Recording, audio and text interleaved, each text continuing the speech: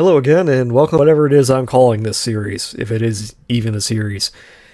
So a while ago, I talked about Zyuranger Episode 1, and that was enough for me, because I hate Zyuranger, and it's mind-numbingly stupid, even though it's sort of fun to talk about. And I only did the first episode, and then I was like, that's enough Zyuranger. I can feel my brain literally melting, I should probably stop.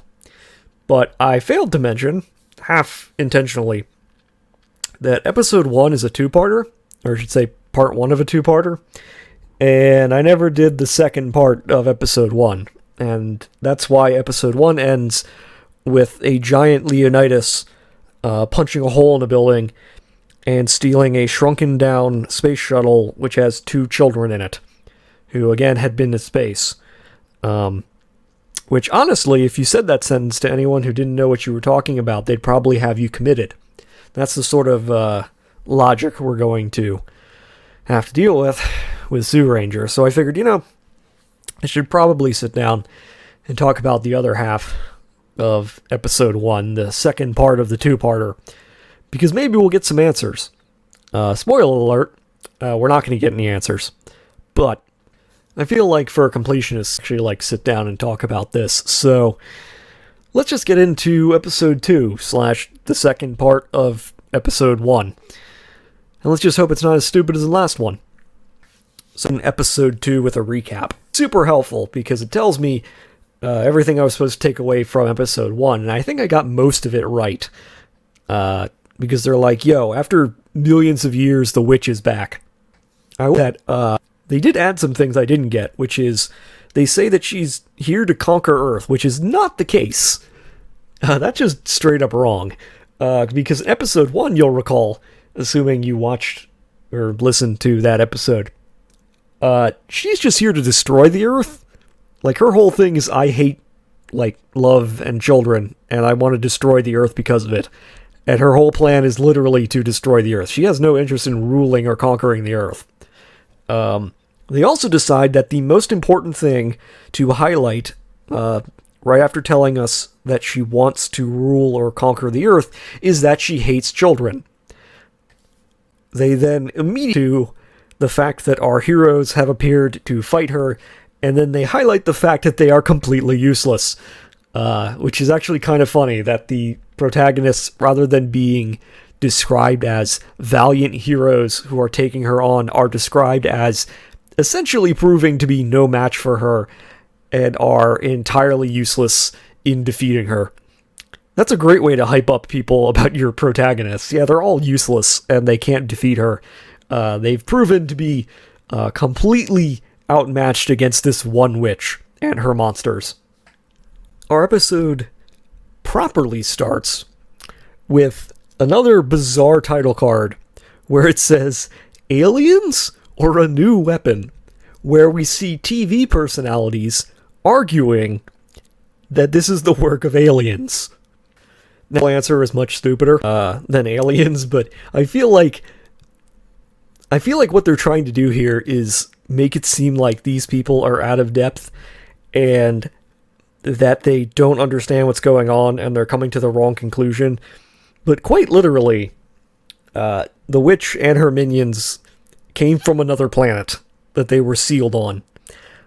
So technically speaking, they are aliens, even though, the real answer to what they are is monumentally stupid. The dude who is screaming about how this is aliens is immediately rebuffed by a dude who goes, "You say everything is the work of aliens." The guy next to it goes that whatever it was a new kind of weapon, which is obvious to anyone with a brain. And then he apparently has a seizure, or at least looks like he has a seizure, because he starts screaming and shaking his head rapidly, and hits his head on the desk of another dude. I have no idea what's going on. I'm assuming this is meant to be a parody of Japanese, news, but I didn't know Japanese news was so animated. Then a guy picks up the mic and goes, this guy hits below the belt with his forceful counter-argument, to which the dude who was saying it was aliens runs around the desk and clings to this third guy's arm, like he is terrified of something. I have no idea what's going on. I don't know why this is starting the episode. I don't know who this is appealing to or what they're making fun of. I assume this is meant to be like a joke about, like, Japanese news? Maybe? I don't know. I don't watch Japanese news in Japanese because I don't speak Japanese, so I don't know what they're making fun of. I can only assume that this has to appeal to Japanese children, maybe? I don't know, because, again, they've set this series out to be about children, or at least child-focused. But then all of the jokes like this, I can only assume are for people who are old enough to watch the news and pay attention to what the news is like. So I'm not sure if the joke here is that Japanese news is silly, or if the joke here is Japanese news is super serious and these people aren't super serious. I don't know what the joke is. So I'm going to say this is weird, but maybe to Japanese people this is super hilarious. I don't know. We are 2 minutes into the show, and like 3/4 of that was just like prologue and opening credits. Weirder and worse. The people, newscasters, then get into a fist fight on television and start yelling about how they don't know what the other person is talking about. And then, thankfully, Bandora shows up again. Like, literally, she commandeers the television and appears on all channels. And I can say that's the only time I think I'm ever going to say that, thank God, Bandera, or Bandora. I'm going to totally mess up her name over and over again. I'm so glad that she's here, because she's awful. She was much better in the English version, I can tell you that. But yeah, she commandeers all of the channels, so everyone has to listen to her. And of course, she's still on her tiny bicycle. She then reiterates that turn the world into a dead world, which again, straight up, just like contradicts what the recap of episode 1 said. Like, the recap literally 30 seconds ago was like, hey, she wants to conquer the world, and yet now 30 seconds later she's like, I'm gonna literally destroy the world, that's my goal. These two things are in conflict. They cannot both be true. But yeah, she shows up and she's laughing on all the television saying she's gonna destroy the world. And then we get cut to a real title card that says Revival. It is decidedly less silly than the episode 1 title card. It is somewhat amusing that she's smiling on television and there's a shot behind her of the various Japanese like newscasters getting into a fist fight. Now, because I don't think you would believe me unless I showed you this picture. This is their title card. Okay, just take it all in. We have Bandora the Witch smiling on television. We have what appears to be a bunch of people in the background getting into a fist fight. And again, this show is weird. This is for children, okay? Like, this is barely coherent. And yet I am sort of fascinated. Like, if I was watching this just to watch it, I think I would be incredibly bored. In fact, when I originally watched this series, I hated it because of things like this, because every 30 seconds there was something extremely bizarre that I couldn't understand, because things just happen in this show. But talking about it's real fun, because, like, everything I have to describe is just baffling. But I'm not lying to you, okay? This is really what they went with. This is the title card. Okay, this is their title card. And it's kind of glorious, not gonna lie. However, the good times cannot last, because now we have to actually continue watching the show. Cut to the Greek temple underground, where our Black Ranger is reading manga, apparently. But he's not reading it like a sane person would read it. He's reading it like it's moving. So, like, he's moving his hands around, and, like, you know how when people comically look at maps, and, like, they undo the map, and it's in front of them, and they're moving the map back and forth, like it's, like they're, like, resetting an Etch-a-Sketch or something? I'm really showing my age. Like, they're like, I can't make heads or tails of this, and they move it, like, their hands up and down. That's how he's reading manga. Okay, now, I want to point out that he's reading manga in the chamber where they all came out of, and so there's these, like, huge torch things that are just spewing flames not 5 feet away from him. He's interrupted because his fellow ranger starts throwing knives at him. No, I'm not joking. Like, literally, he starts throwing stars at his fellow ranger to the point where he has to block them with the manga.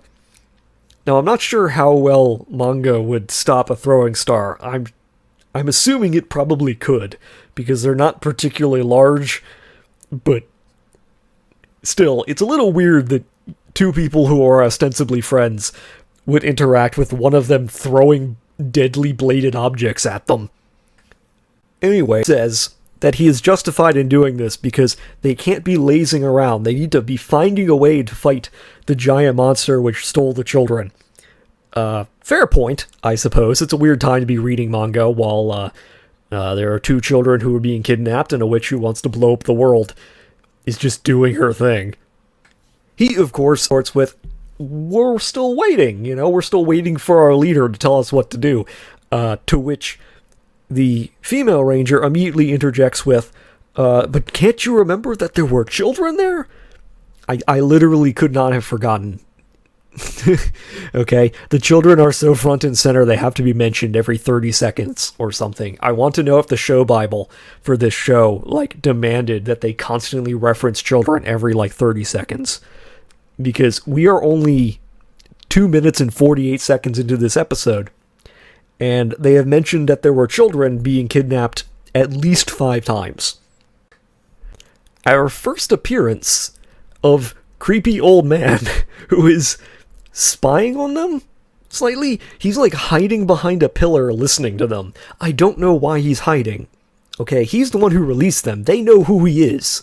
Okay, and yet he's hiding behind a pillar, listening in on them for reasons that are entirely unclear. And he nods in approval, which I guess was important enough to get its own shot, because then they cut to what appears to be toy dinosaurs moving around. We also then get more backstory, and I cannot tell you how badly written this story is, because it begins with, it all began 170 million years ago. Time and place, guys. Time and place. Apparently, it began 170 million years ago, involving claymation dinosaurs. And to their credit, the claymation/plastic toy dinosaurs do not look that bad. They're not great, but they don't look terrible. Completely off the rails, though, because we cut to an image that apparently shows humans riding dinosaurs and going into battle with them, and the text reads, "We think of it as the age of the dinosaurs, but humans were there." Okay, so this might just be for me, because I grew up in rural America, where there were lots of God-fearing, Bible-thumping people, many of whom essentially explained away dinosaurs by saying that actually human beings and dinosaurs lived together, and that dinosaurs were on Noah's Ark and stuff. And that's how this feels to me. This whole argument that actually, back in the day, dinosaurs and humans, coexisted. I know this is meant to be, to them, fantasy, but to me, I'm just oh god. This is creationism. That's how this feels. I don't think that's how it's meant to be taken, though. I think this is meant to be taken in a non-Christian society as being, absurd fantasy sort of thing. But it is kind of interesting, the amount of, history they try to write about how 170 million years ago, humans and dinosaurs coexisted and fought each other. And, humans rode dinosaurs as cavalry. It's it's honestly kind of amusing. Here's where, though, because the image you're seeing is on a scroll, artwork on a scroll. And the person who is reading it is our Red Ranger. And he says, an ancient civilization evolved from the dinosaurs. Now, keep in mind, these guys are from that civilization. Okay? They literally were preserved in, like, amber in case they needed to, like, ever save the world again. Okay? They're from this civilization, and yet they're like, yeah, that civilization which evolved from the dinosaurs. That's your own. That's how they're talking about themselves. Okay? It's weird. It's really weird that that's how they address their own civilization. It'd be like if today in America they're like, yeah, an ancient civilization that evolved from the British Empire, while discussing modern day people who live in the modern day. This is really weird. Okay, they're discussing their own civilization as though they are completely alien to it and don't know what it is. And it's not like they have amnesia. They're just discussing it the way somebody who wouldn't be from that civilization would discuss it, which is weird. Also, this like a one-off thing, because it turns out that the scroll is part of a book. Or maybe the scroll was meant to be a book, but they hadn't shown it before this. I don't know. I can't tell if it's like a book that's like attached, or if it's just a bunch of like paper scrolls that are in like a pile. But either way, our Red Ranger is sitting there and reading this this picture book of their own civilization, and he goes, that ancient civilization was made up of 5 clans, each with their own dinosaur guardian. Which he should know because he's one of them. Again, he's reading this out loud. Him and the Black Ranger are standing there as if they don't know their own history. Like, yeah, that ancient civilization, which, again, they're part of, and so they should know this.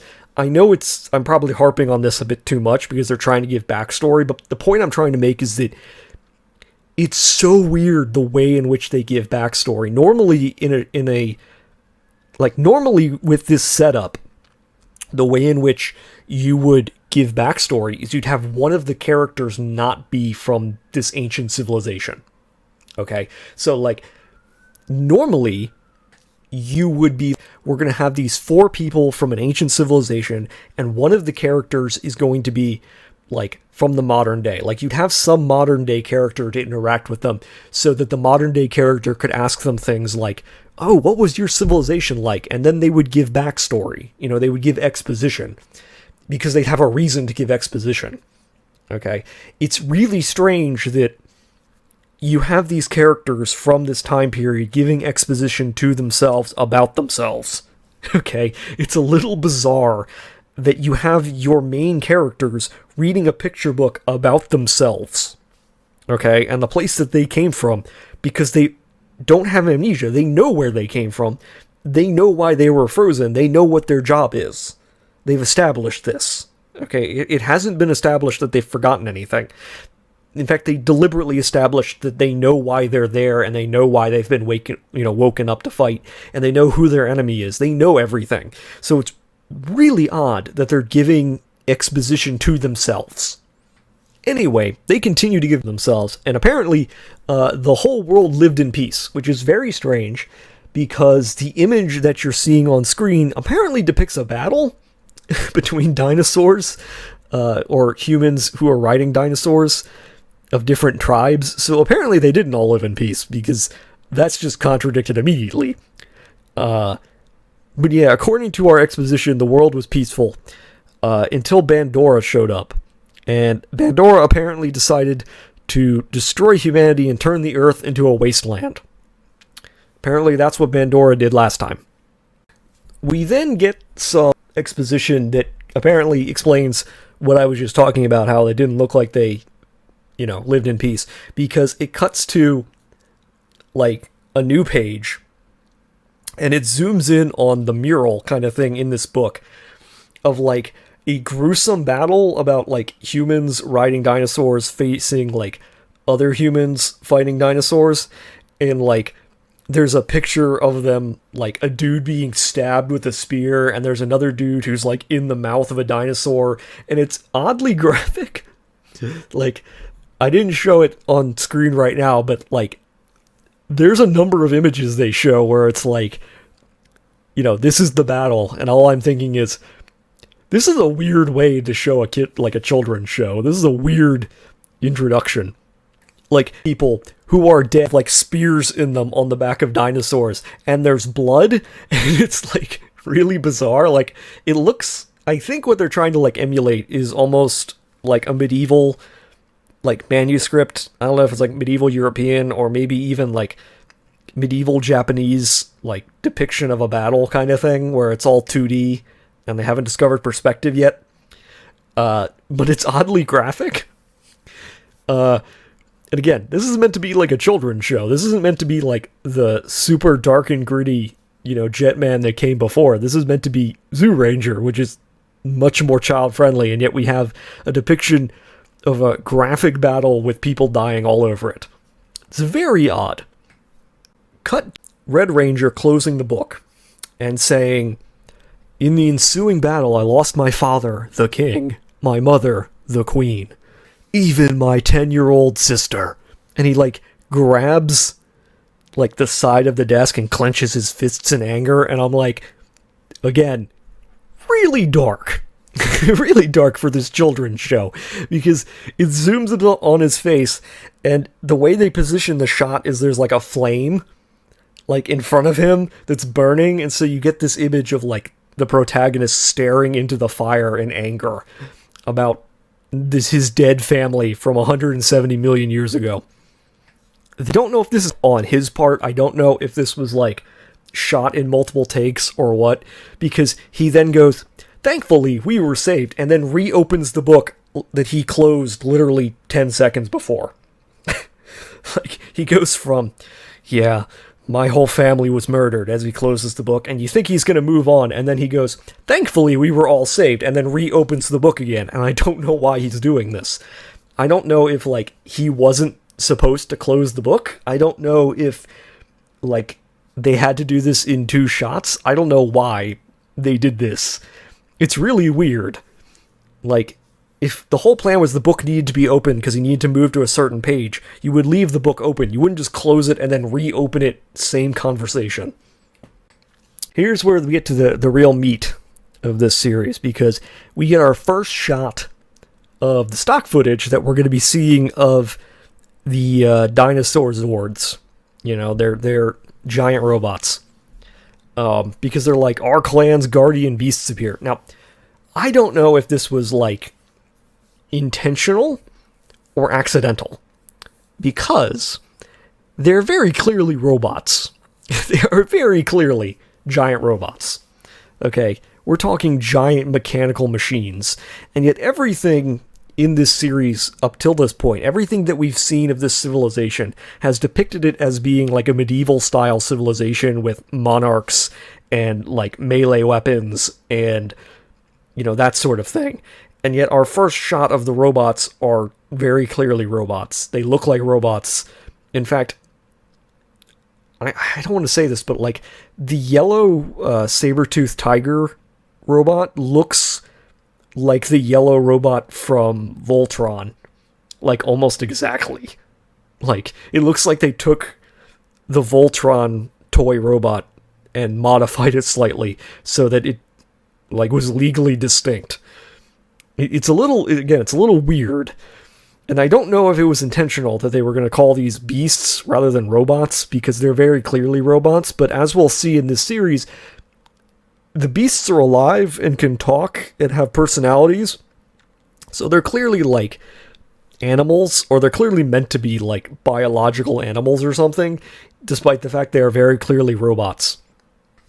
Anyway, Red Ranger's to talk about stuff that he should already know, because he's like, "Yeah, we captured the witch, you know, with their help, and then we sealed her on the planet Nemesis." You'll remember Nemesis being the planet that took the lives of 2 astronauts, because Bandora flinged them into space and they were never mentioned again. So our death count in this children's show is currently standing at 2. I'm not exactly sure why she needed to be sealed on another planet. That's something that keeps confusing me. I know I'm really overanalyzing what is a children's show, but it's weird to me that they make this more complicated than it needs to be. Okay, here's the thing that confuses me. It would be so much easier and require so much less exposition if you just went, "Yeah, 170 million years ago, humans and dinosaurs lived together, and there was a witch, and we sealed her on Earth, and, we found her or dug her up or something, and now she's back. Like, that would take way less effort than there's another planet that comes closer to the Earth than the moon, and the planet is lifeless, and we sent 2 astronauts and 2 children on a space shuttle to this new planet that apparently only exists every 170 million years, and she was just sealed on this other planet. Does the other planet have a point? Why is there just a third planet? Why did you need to invent a third planet to put the witch on? Why did she need to be sealed on another planet? Like,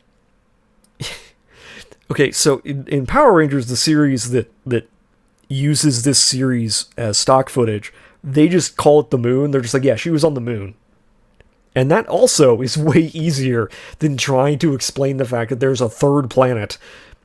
Because I don't know why there needs to be a third planet. I don't know why there needs to be, like, why she needed to be sealed on this third planet, or why they couldn't just have her on Earth. Like, how did she get onto the third planet? Because they show her being sealed. Like, they show the sequence of her and her minions being sealed inside of, like, the trash can. Okay? Like, they show it. And so I'm like, how did she get on this third planet? Why is she there? Why did you introduce this plot point? For, like, what purpose does this serve? It makes the story, like, 10 times more complicated, and you do explain all of these things. And I don't understand it. Okay? Then, we are joined in our exposition dump with another ranger, the pink one, who's like, that's when our ancestors, fearing the day that she might come back, chose 5 people to get, frozen in case, she came back to fight her. Like, so 2 things about this. 1, previously, in episode 1, they said that 5 champions were frozen. Now they're saying, no, they weren't champions. They were just 5 people who were chosen after she was defeated to be frozen in case they were needed again. So did they just freeze, like, 5 untested rookies in the hopes that they might be able to handle it if she ever got out again? Like, is that what they decided? Again, they're contradicting themselves from episode 1.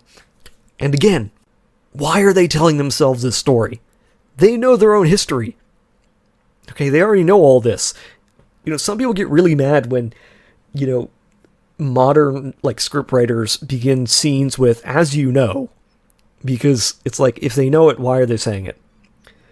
But I actually, like, I'm okay with that, because it's set up, saying, you already know this, let's build on that. Okay. But this is weirder, and in my opinion, much worse, because they're telling their own backstories to each other for reasons. Like, again, this is where if you were writing a modern, like, show, you would have at least one of the characters be like, like a modern person. So they could inform the modern, like, they could inform the audience by talking to this character. Like, I earlier said they should have, like, had one of the Rangers be, like, a modern person. It would have worked just as well if, like, the old man was actually, like, the descendant of whoever sealed them. Like, it was a generational thing. Like, the next generation takes over for the one before, and it's been in his family line for 170 million years. Like, that's just as stupid as anything else that they've come up with. Okay, that's just as implausible as anything else they've written. But at least then, you would have a reason for this character to learn the backstories of these characters, because you would assume that after 170 million years, the stories have kind of gotten changed, because it's been a huge game of telephone, and the only thing that they know for certain is what has been passed from generation to generation, and nobody knows if it's true or not. And so, like, by the time you got to the modern guy who's been overseeing it, and it's finally his job to, like, reveal them, he now can, like, learn whether or not everything he knows is bullshit. Like, that would be an interesting thing. Like, you have this old man who, is like, my entire life I've been sitting here and wondering if, my life was a lie, if all my ancestors' lives were lies, and then, he gets to learn by learning the history from people who were there. That would be way more interesting than having our main characters exposit to each other their own histories that they already know. Our protagonist then, affirm that our Red Ranger is the leader and that he will defend the Earth. This is kind of boring, I have to say. And again, I'm going to compare this to Jetman really quickly, because in Jetman, it was just 5 random people. And so they kind of had to come along to the idea that, they were going to defend the Earth. These guys have been frozen forever, basically. Everybody they know is long dead. And they immediately are like, yeah, we're totally going to fight for this planet that we know nothing about. And I'm not saying that's bad, because you could argue that that's the only thing they have to, cling on to. The only thing that's the same between when they were last alive and now is, their duty. That's the only thing that they have that's left. That would be an interesting argument, but they don't do that.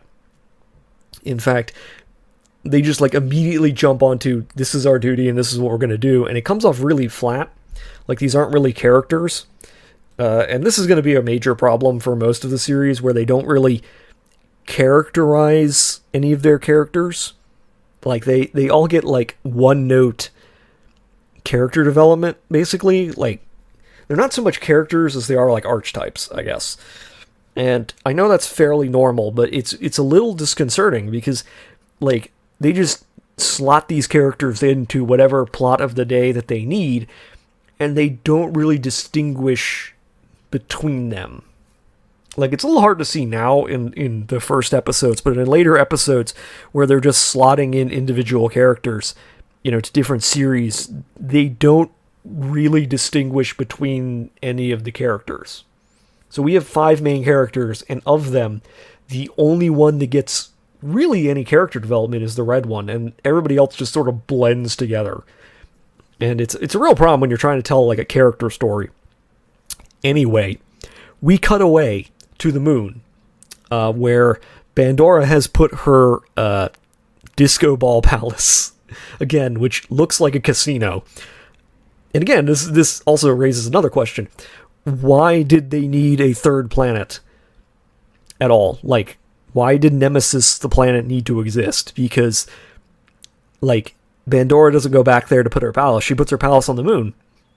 So why not just have her captured on the moon? Why? I am always baffled by the choices being made in this series. And here, Bandora is like, wow, there's breathtaking desolation as far as the eye can see. She is so happy on the moon. Which makes me wonder why she cares at all about the Earth, or what makes this any different from Planet Nemesis, because Planet Nemesis was also desolate. She literally says, the moon and I were made for each other. The moon existed 170 million years ago. Okay, they cover this. So again, why on earth did you need a 3rd planet? Why did you need Planet Nemesis? If she loves the moon so much, why didn't you just have her sealed on the moon?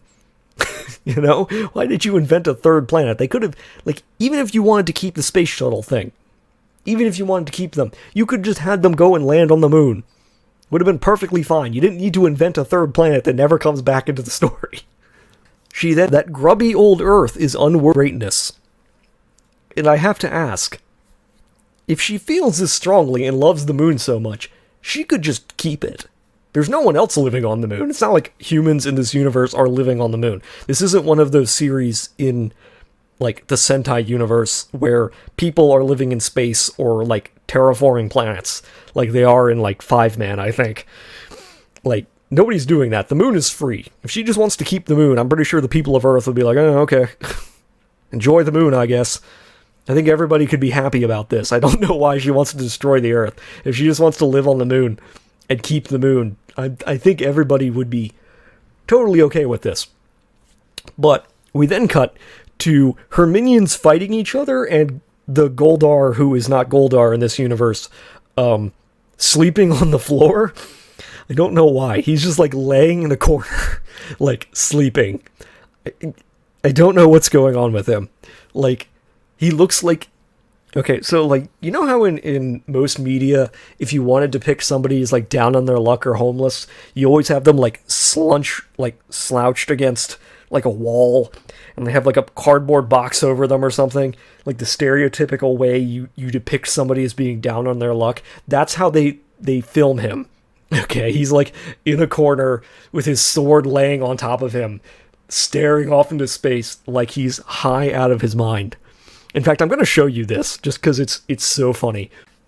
Okay, he's just like lying there in a corner, staring off into space.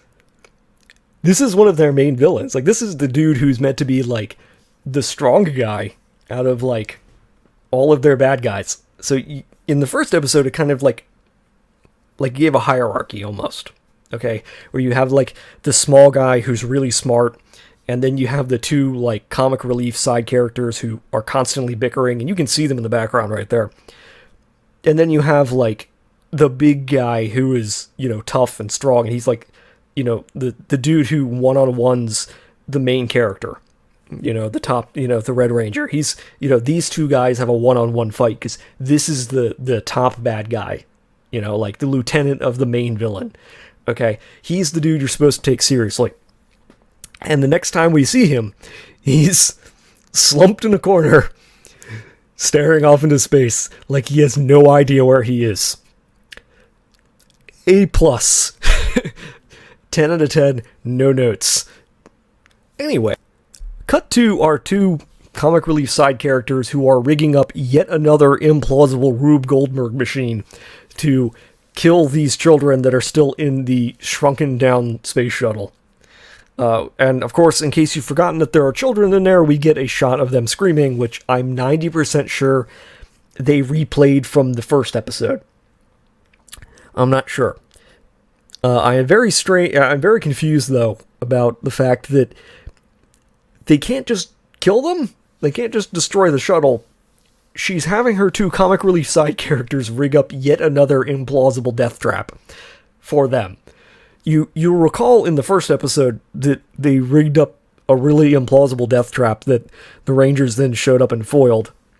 And again, they're doing the same thing here, only this time they're doing it on the moon. I don't know why. But apparently this is all part of her master plan to defeat the Zyurangers and take over the Earth. I don't know why.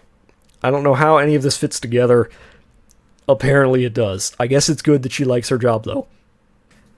Anyway, in something admittedly not stupid, we cut to her talking to her monster maker. And we see that her monster maker makes monsters out of clay. And so you get this shot of, like, all of these theoretical monsters that are on, like, I don't want to say, like, a shelf, but they're on, like, some kind of table. It's a weird-shaped table or something.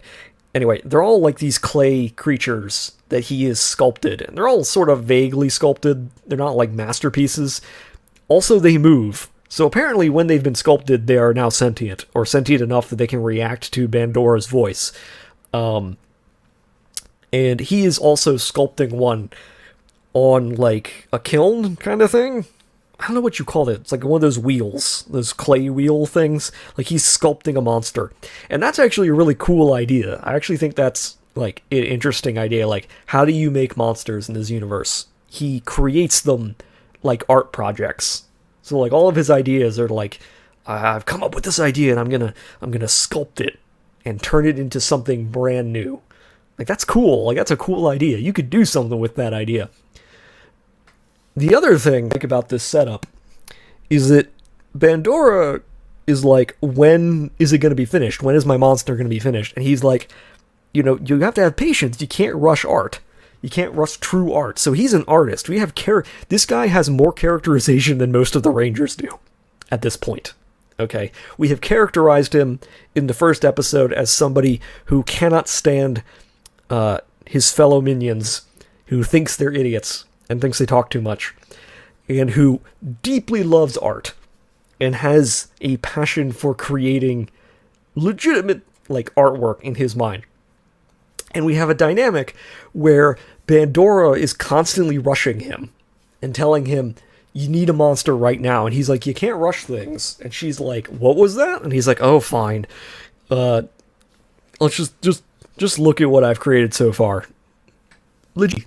Interesting dynamic between like minion and master, where like the minion is like super into art and super like perfectionist, and the master is constantly rushing them, and every time the master rushes them and their monster fails because they're rushed, like they blame the minion, and the minion slowly gets more like resentful towards the master who keeps ruining their masterpieces.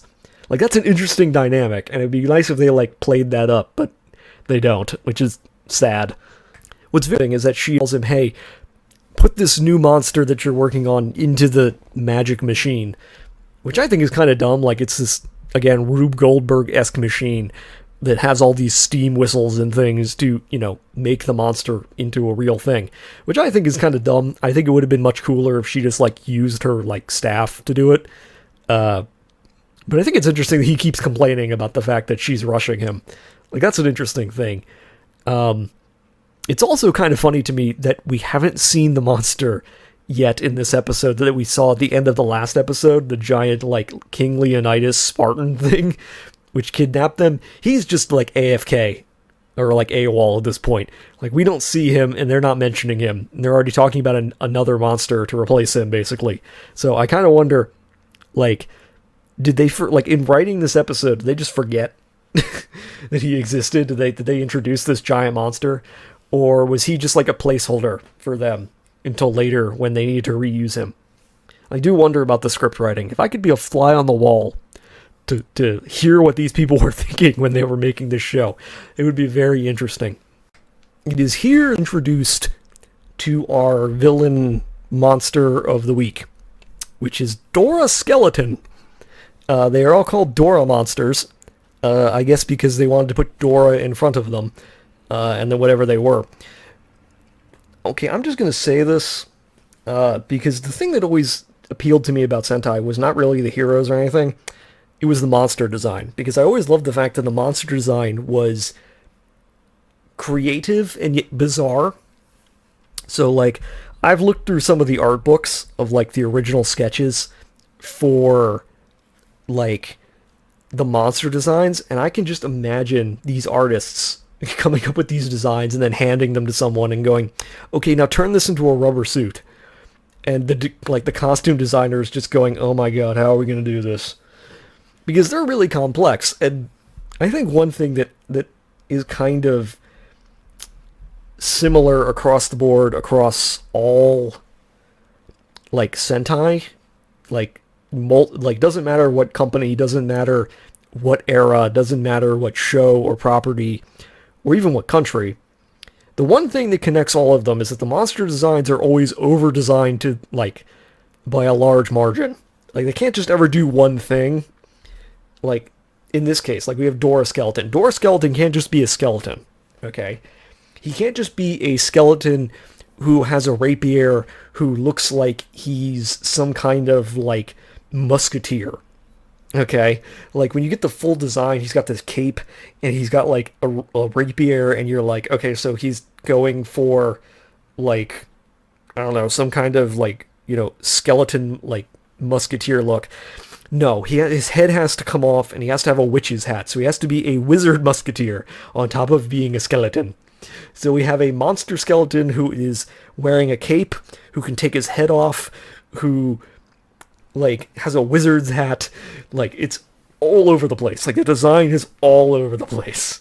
I assume what they're trying to go for is, like, we want, like, a magic sort of look for this, kind of, where it's, like, we want all of our villains to be magical in some way, or denote that they're magical, so he kind of has, like, the wizard's cape and wizard's hat, but the way in which his full body is designed makes him look like a warrior, so I don't know. But I will say that I still love how over-designed the, like, skeleton is. I also love the fact that he doesn't look like a skeleton. Okay, he has bones in the sense that he's a skeleton, but what I mean is that, like, the biology of this skeleton is totally wrong. Okay?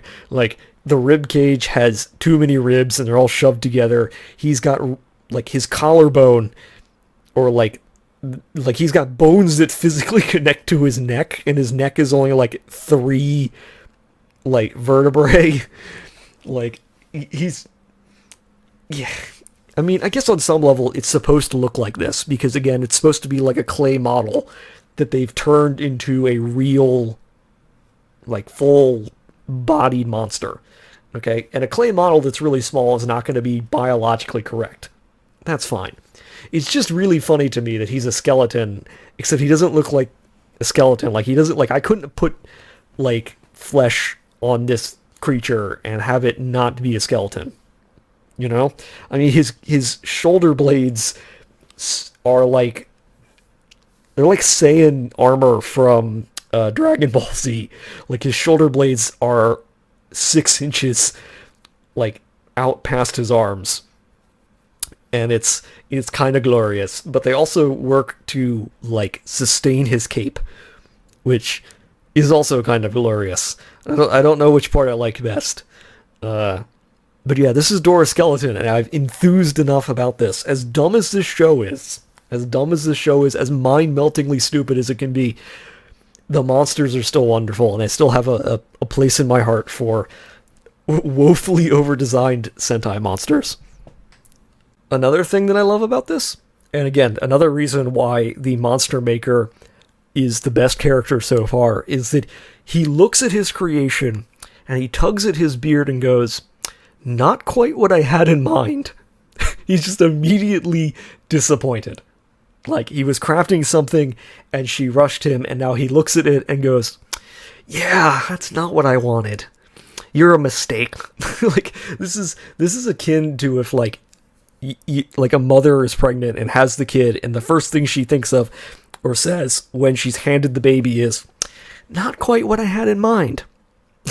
You know how fucked up that is? Like, it's so messed up. He's looking at his creation that has just been given life, and his first thought is, yeah, you're a mistake. You are not my creation. You're a total failure. Like, it's just so wonderful. I love this character. Of all the characters on this show, he is honestly one of the best. However, I must now say times are over, and that the fun that I have been having and the praise that I've been giving it must now go away. Because now it is time for the main plot to move ahead 8 minutes into the show. So, Bandora has rigged the tiny spaceship, the tiny shrunken spaceship, with fuel, and she has rigged up like a remote control thing. Okay, so she has taken what appears to be a tiny treasure chest, and inside the tiny treasure chest are like a joystick and a button, like you might see on like an arcade machine, which is I'm pretty sure where they got this. And they fire the rocket, and the rocket's engines like light up, and they shoot the tiny spaceship from the moon back to Earth.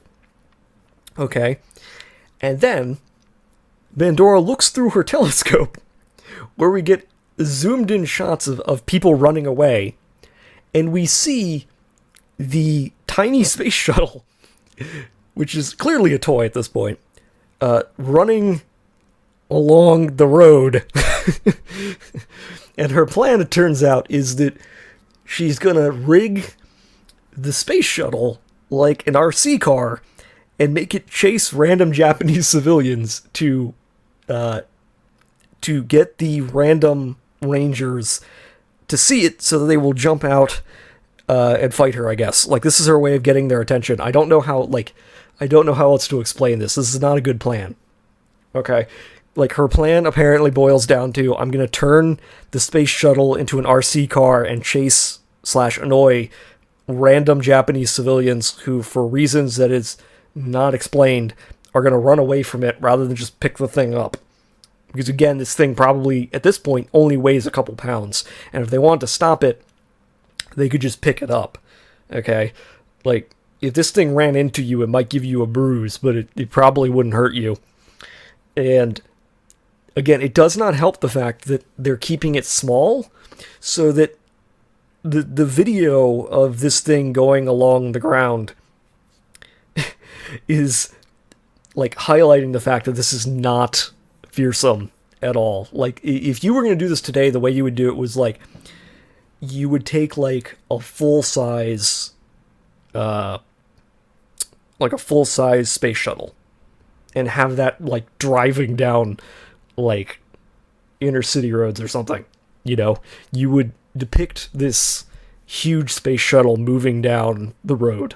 And so that's why it would be terrifying. That's why people would be running away, because they'd be like, "Oh my god, its space shuttle is out of control." Like, you would film it like you would film the movie Speed, you know, where the bus has to stay at 55 miles an hour and everyone has to get out of the way because the bus is going to hit them. You know, this thing is a toy. It is depicted being the size of a toy, because it is one, and yet people are still running away from it as though it is the size of a regular sized space shuttle, and it's really stupid. But it's not stupid enough, because we can still make this stupider. We can still, like, make this even dumber. So we cut to the television station, which we haven't seen since the beginning of this episode. You'll remember it's the TV station where the random talking heads start brawling in the background. And they go, "This is terrible. The Japanese space shuttle that disappeared on Nemesis is back." And they're showing footage of the space shuttle flying through the air like a toy rocket, basically. I'm not lying away. In fact, I'm going to cut to this now just so you can see it. In case you thought that I was lying about them using a model, this is the next shot we see of it outside, where we can clearly see that it is smaller than, like, the humans and smaller than the cars around it. Not only that, we can see that there are people ostensibly running away from it, but they're behind the, like, toy, because the toy's just moving. Okay, so the toy's just moving across the road, and they're running scared from something that's in front of them. Except they're running towards it because it's moving quicker than they are. And again, this is, like, incredibly stupid. Now, it gets stupider, because the news media, you might say, that I mentioned, you know, the news organization, there's no actual newscasters there, okay? It just cuts to them, and there's, like, 3 dudes who are, like, in jackets who are working tech, I suppose, because they're just moving the cameras, and they just stop what they're doing to look behind them at a camera, or at a television that is facing away from them towards the screen, or I should say towards us, the viewers. So they're at a television station watching television, okay? And they're like, "The space shuttle that was on Nemesis is back," and there appears to be two people in it, and it appears to be the children, that it's been miniaturized, and they're, like, talking about this. They don't mention the fact that there were 2 adults that were with them that are clearly not there. Okay? Like, no mention of the fact that the children had adults with them when they went to Nemesis, and that the adults are, like, completely gone, and no one knows what happened to them, like, at all. The only thing they care to talk about is, hey, the space shuttle's back in its mini, and, oh, by the way, there's children in it. Again, we already knew this, though, because, remember, in the first episode, Bandora, like, shoved a bunch of skyscrapers together, and held the children for ransom. Well, not really ransom, she just kind of, like, broadcast to the world via, like, a helicopter that was flying by that she was going to kill them to lure out the Rangers. You realize how stupid all this is and how nonsensical it is? Keep in mind, this is meant to be a 2-parter episode. Okay? So literally, this episode is meant to be a continuation directly of the episode that came before it. And in the episode that came before it, everybody already saw the miniaturized space shuttle, because there was the guy in the helicopter who filmed it, and who said, "Oh, look, there's the space shuttle, and it's, you know, and they're the children, and she's gonna kill them." Like, that was, like, a plot point in the first episode. And yet now the news media is like, "Oh, look, there's a space shuttle, and it has children in it, and we don't know where this came from." You know where it came from. You've seen it before. You know what's going on, or you should. Apparently everybody in this universe has, like, no long-term memory. So I think what this is supposed to be is it's supposed to be comedic, but it doesn't make any sense. Okay, so let me walk you through this, all right? You might think that having a toy space shuttle go around like this and having everybody treat it seriously is meant to be comedic. Like, it's meant to be like, oh, haha, isn't that funny? That, everybody's taking this seriously. It's meant to be like, parody. They're meant to be contrasting how serious everybody is taking it in contrast to how stupid this situation is. Like, you might think that, but you'd be wrong, because they cut to the inside of the space shuttle, which is vibrating rapidly as they shake the camera, and the children screaming in terror. They're like, oh my god, help us! And you're like, okay, so am I supposed to be, like, worried for the children in this scene? Am I supposed to be laughing at the children? Because they're, like, depicting this straight. Okay, they are playing this completely straight. And yet, the next shot after them screaming in terror inside of the space shuttle is of a van very slowly, driving after the toy space shuttle, with a cameraman leaning out the window with his camera, and a news reporter hanging out the window in front of the camera, reporting on the fact that there is a tiny space shuttle driving around. Okay? This setup should be parody.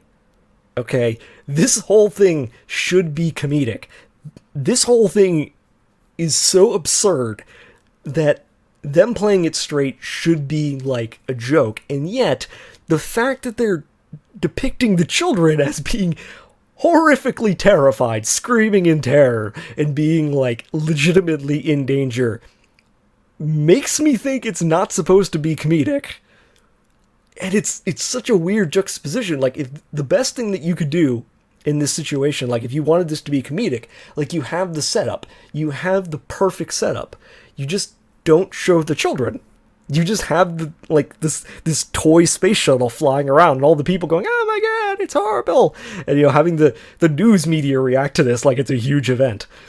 But like the inclusion of the children being terrified makes me think this is meant to be taken completely straight, and we are supposed to be, like, in suspense about whether or not the children are going to die horrifically inside of our, like, toy space shuttle. And all I can think is, if they wanted that, they should have put this thing on the highway.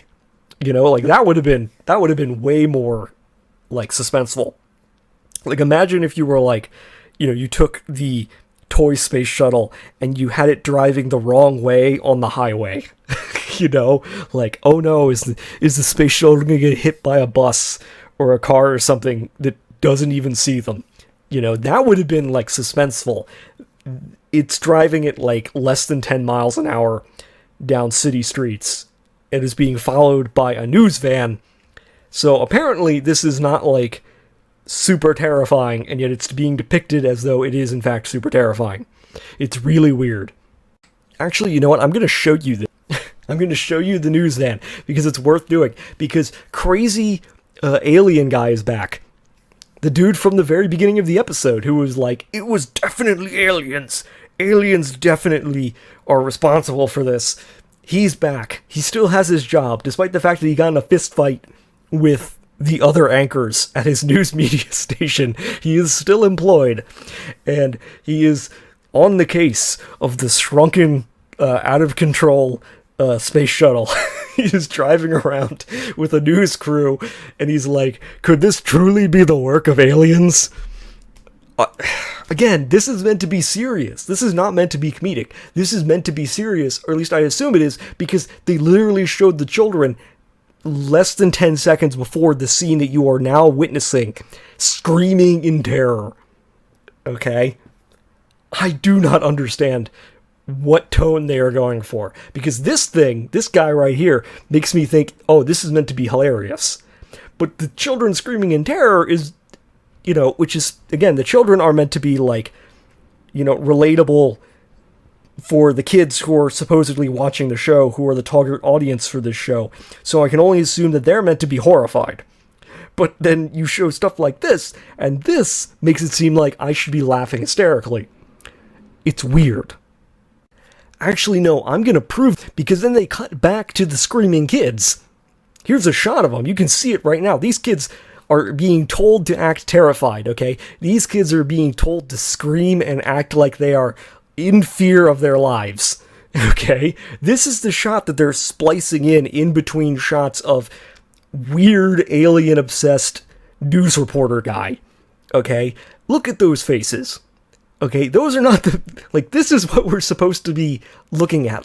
These are not faces that are meant to be like, oh, haha, they're kind of they're acting scared. No, these are kids who are being told by the acting coach, look horrified, look like you are in fear of your life, that you are going to die at any moment. Okay? I don't know what the tone is. I do not know if I'm supposed to be, like, laughing at this situation or I'm supposed to be horrified. Because if I'm supposed to be horrified, weird alien guy and the shots of this toy thing moving along the street are not helping. If I'm supposed to be laughing, shots like this confuse me. I do not know what I'm supposed to be feeling right now.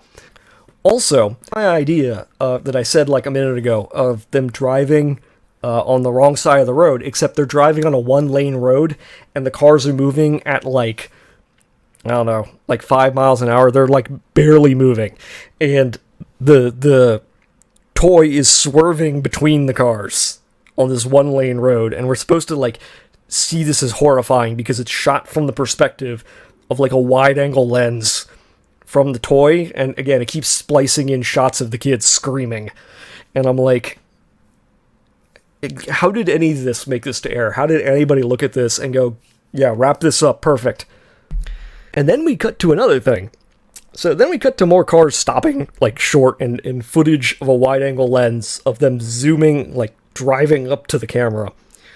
And then we get this little, like, tidbit of information where the reporter goes, a group of locals are chasing after it, trying to stop the space shuttle. So people aren't scared of this thing. Okay, nobody is scared of what she is doing. They are actively chasing after this thing, trying to stop it. She has led them on a wild goose chase. Pandora's evil plan is to make a bunch of locals exercise, ostensibly, as they chase this tiny space shuttle around as it weaves through slow-moving traffic. Okay, and then it takes off into the air, because of course it is, I guess. Then it jumps over a car. I can't describe it anything. It just goes, like, vertically without going forward, above, over a vehicle. And then it goes under a vehicle, which means that the toy is not tall enough to clip the underside of a vehicle. So cars can just drive over it without actually hurting the toy. So they're not in any danger if they just go underneath cars. And again, they're still splicing in shots of the kids screaming in terror. Okay? In fact, they're still screaming. There's like 2 minutes of them screaming. But then it cuts to, like, a construction site and them going in between, like, the shovels of people who are digging a road, I guess. And a dude pops out of, like, a manhole cover and goes, whoa, and does, like, a silly face. And I'm like, I don't know what am I supposed to be feeling? What is the tone? What tone are we going for? Am I supposed to be terrified watching this and going, oh my god, what's going to happen to the kids? Or am I supposed to be laughing at their peril? Like, what is going on here? Why are we having comedic shots of them going through, like, a construction site? Why are we doing, like, the various construction site bits that happen in every comedy? What is the tone? And okay, I have to point this out. I'm not allowed to show you this, but I have to point this out. So I'm going to show you a picture about a minute, or not even a minute, like a second after the offending shot. Okay, shot before, as you can see from the picture of the space shuttle moving.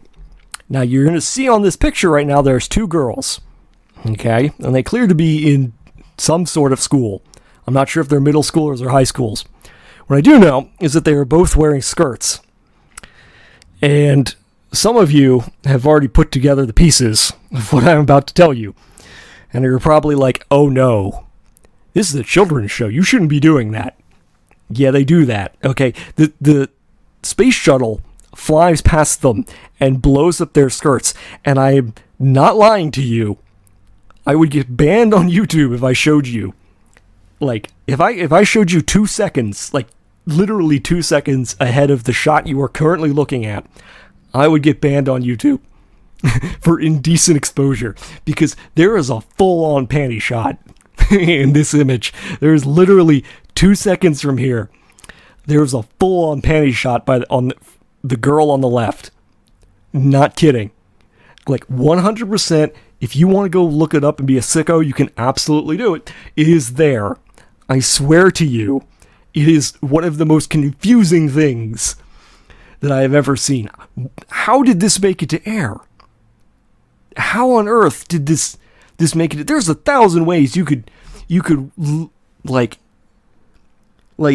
if you really wanted to do the whole, oh look, they did like the fucking like blow up your skirt shot, you know, that happens in like, I don't know, like old cartoons and stuff. Like if you want to do that shot, there's ways you can do it without giving the audience a full-on panty shot, guys.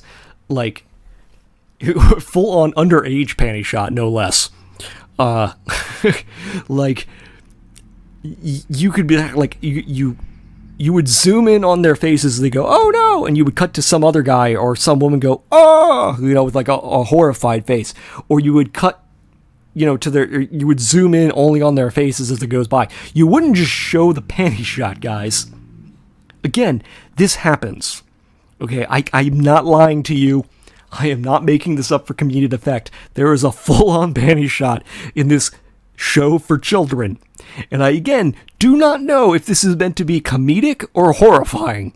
Because you would think that the image of screaming children inside of this runaway toy should be horrifying. And yet there is a comedic panty shot in this scene. Also, by the way, this is the last scene before commercial break. So literally, the last scene before they cut to commercial break is of two girls flashing the camera. Okay, and there is a full-on panty shot. Not obscured at all, full-on panty shot. It is awkward and uncomfortable. And you now, I am telling you this and dwelling on it because it shocked me. Okay, it surprised the hell out of me when it happened because I was not expecting that. Okay? There are a lot of things I think I can expect in a weird children's show from another culture. Okay? There's a lot of weird things. I was not expecting something that would get you a hard R rating. If this were a movie, this would go beyond PG-13. Okay? If I showed this, if I showed that the picture of how much of a panty shot it is, and it's a full panty shot, okay? She might as well not be wearing a skirt. That's how much of a panty shot they show is. Okay, I would get banned on YouTube. I'll get banned off of YouTube. That's, like, it's absurd. How did this make it to air? How did anybody look at this and go, yeah, that should be on a children's show? I know 1991 Japan was weird. Okay, I know it was weird. I know it's another culture, but how? How did anyone look at this and go, yeah, that's what we need in our shot of, you know, in our scene where two children are screaming because they think they're going to die. What we need to really to cap off this chase scene is a panty shot of two underage girls. What? Again, on the wall when they decided how this was to be a fly on the wall and just hear these ideas. God, people talk about using a time machine to go back and see like great moments of history. No. I want to go back in time and like hear the pitch of the script writer when he had to write this down and go, yeah, that's what I want. Because I can't believe that any sane human being like would ever do this. This is the writing of like a psychopath. I don't know what on earth is going on. Marshall, we see the Zyurangers again. And they're in their motorcycles, because of course they are. And, you know, it's fitting that we finally see them again, because it's been like 8 minutes or something since we've seen the Zyurangers. They're barely in this episode, or at least the first half of this episode. And obviously, Pandora is watching them from her moon base, and she's like, hey, skeleton guy, you know, they're ready for you, go take care of them. And then, shit you not, the monster creator goes, Godspeed, Dora Skeleton, and makes the sign of the cross? like, you know how Catholics, when they're like, oh, God willing, and then they like cross themselves by touching their shoulders and then their forehead and then their chest or whatever? That's what he does. He's like, Godspeed, and then makes the sign of the cross and gets down on both knees and prays. I do not know. I have no words for this. I don't know what to tell you. Things are happening, and I just don't know what to tell you. You're not going to get any explanation from me. I want to know, what on earth the showrunner was thinking when they told them to do this. In another bout of what on earth is this show going for, Dora Skeleton doesn't appear in front of the Rangers. He literally appears on top of the Red Ranger. So they're driving their motorcycles down the street, and he just jumps on the back of the Red Ranger, and there's this skeleton guy going, like, on the back of him, like he's like some kind of like spirit Halloween attraction. Now, I really wish I got out of this, but the problem is that they're not only filming the Rangers like weaving back and forth in traffic, they're moving the camera they're filming with back and forth, and so it's really hard to get like a decent shot of like what's happening that isn't just motion blur, because it looks like a modern day found footage movie. That's how much blur like and movement the camera is doing in this scene. But basically what's happening is the skeleton is on the back of the motorcycle and just cackling like he's a spirit Halloween attraction. Like, that's like, if you think about, like, picture in your head like the stereotypical witch cackle thing, that's what he's doing. That's the sound he's making. Like not joking. It's almost identical. And he's just making it over and over again. Anyway, go by without at least one weird thing happening. So, both Skeleton Guy and our Red Ranger disappear. Like, literally, they're driving, and then there's a fade-out effect, and they vanish from, like, view. They are now gone into, like, another dimension. Now, I know what you're thinking. Where could he have possibly gone? And I'll tell you, a theme park. Because that's the most obvious place for him to go. Okay. Literally, the next shot after they disappear is our red guy looking around. There's one of those swinging pirate ships behind him, and they cut to the skeleton riding a merry-go-round. He is still doing the spirit Halloween witch cackle as he rides a horse around the merry-go-round. I'm not making this up. Literally, the last thing we saw before the commercial break was children screaming in terror, and this is what we're back to. What is the tone? Is this supposed to be, like, hilarious? Is this supposed to be, like, a parody? It's not. I know it's not. I know this is, like, being presented as I'm supposed to take this seriously, but I have no idea what the tone is. And it's really hard to take this seriously when you're showing things like a dude in a skeleton suit riding a merry-go-round. I can't. I don't have the words. Anyway, disappears. He, like, does a fade-out on top of the merry-go-round, and he charges our dude from behind, and he's got the sword again.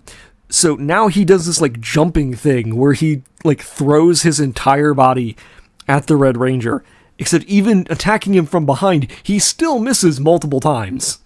So he's just, like, jumping, and his full body is in the frame with his sword. And again, he's wearing a witch's hat and a cape, and I thought they were going for, like, a wizard thing. But no, I was apparently right. He's more like a musketeer, where he's got, like, a rapier, and he's, like, doing, like, dive rolls and stuff with his rapier. I don't know what they're going for. Why did you use a witch hat, then? Anyway, all of a sudden, our other Rangers show up. So the whole, like, disappearing and going into another dimension thing, or whatever, yeah, that just dropped, like, immediately. We are 30 seconds in to that plot point, and it is just, we're done with that now. So the other Rangers show up and attack him, and the skeleton immediately falls to pieces, and then they, like, pick up the skeleton parts that apparently can all move on their own. So, like, it's almost like a puppet show where they, like, pick up each individual part. So, like, his spinal column and his shoulder blade and, like, his head are all picked up, and they're just kind of floating there in the air, and he's still cackling like a Spirit Halloween, like, witch exhibit. and he's just floating there. They're like, oh my god! Now, I want that, a fight scene means I don't have much to talk about. I can just move right through this. I don't have anything I need to talk about in regards to this fight scene because everybody knows what a fight scene looks like. No, because the skeleton then starts shooting eyeballs at the Rangers. And they're clearly meant to be eyeballs. They're not lasers. Like, I'm showing you on screen. You can see this. Like, literally, they have white circles and black dots. They are meant to be eyeballs. The skeleton does not normally have eyeballs, so I don't know where these are coming from. But he's shooting his own eyeballs at the Rangers. And the eyeballs explode. Again, eight kinds of weirdness coming out of this. And you, at least in this shot, you can like get a clear shot of the fact that he's wearing a cape, he's got his sword, he has what appears to be a witch's hat, but it's got the feather in it, so I'm guessing they are going for Musketeer, despite the fact that he's a wizard or something. Like, there's 8 kinds of things going on, and none of them make any sense. Anyway, the eyeballs destroy our hero's weapons, except for Ranger's weapons, and our Red Ranger immediately gets into a sword fight with the skeleton. The skeleton then grabs him and jumps about 30 feet in the air, and they land on a roller coaster, like the track of a roller coaster, and now they're having a sword fight on the track of a roller coaster, which I think should be awesome, except for the fact that the way it's shot is not like the way it's shot is not dramatic, and again, our skeleton has not stopped laughing like a Spirit Halloween, and so it's really hard to take seriously. It also does long because they do the dramatic, like they're hitting your swords and like one guy does a hit and the other guy parries and kind of like staggers and then he attacks the other guy back and then that guy staggers and they do that shot.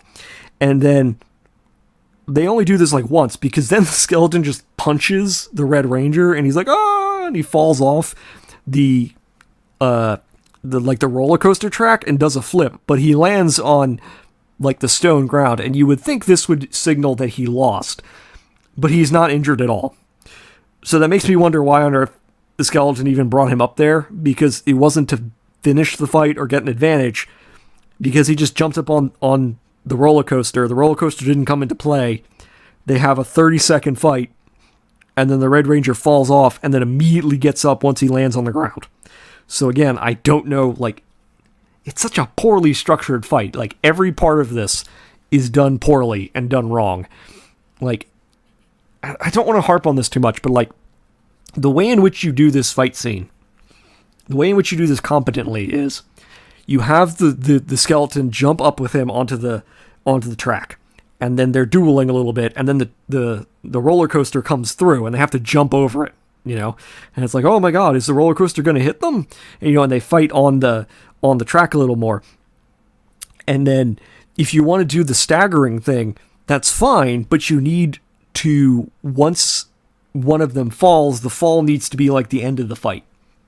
Okay? So like when the skeleton knocks the unmorphed Red Ranger onto the concrete, he should be like down for the count. Like that should be like, oh my god, this monster's so powerful, we need to morph to defeat him. Like that's how you structure this.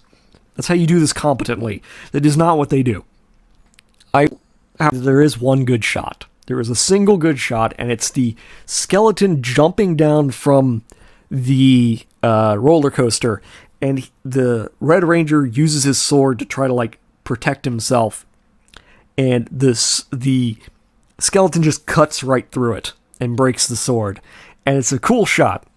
It's kind of ruined by the fact that the skeleton does not actually cut the Ranger in any like feasible way. So there was no real, like the blade was not going to hit the Ranger, so there was no point in blocking the shot. But the idea that the like skeleton comes down and cuts the sword in half is actually kind of cool. Like you could have done something with that, but they're not like at all capable. Like every shot of this is like horribly incompetent. I will also, the Red Ranger immediately goes, that blackguard. He is as pissed off about the sword being cut in half as he is about remembering his dead parents. Okay? He takes the same tone. He's like, that blackguard, how dare he? Like, yeah, how dare he cut my sword in half? He's a real threat. Anyway, we get a morphing scene. Because of course we do. And that chews up like a good 30 seconds, thank God. They all pose, so I can skip by that. In the time that they took to do that, though, the skeleton has lost his body and is now just a head floating in the air above them. And the head starts spinning, and then the camera starts spinning, and then the Rangers start, like, flopping around all over the place, like they themselves are spinning, which is confusing, because it's like, is the skeleton make them, like, giving them vertigo? Is the skeleton literally, like, moving the world around them by spinning? Like, I don't know what's going on here. I thought, like, this would make more sense if they were in, like, another dimension, but they're not in another dimension. They're just at some theme park that apparently exists in whatever city they're in.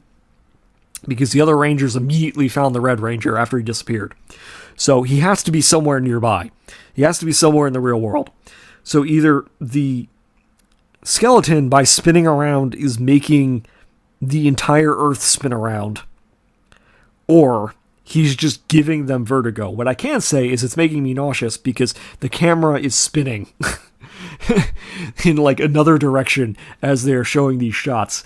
And it is not fun to watch, I will tell you that. Now, this couldn't get any weirder. You're wrong. Because now, the Rangers are, for some reason, teleported into another dimension. I know, right? Anyway, this dimension has a tree in it, with some mushrooms on it.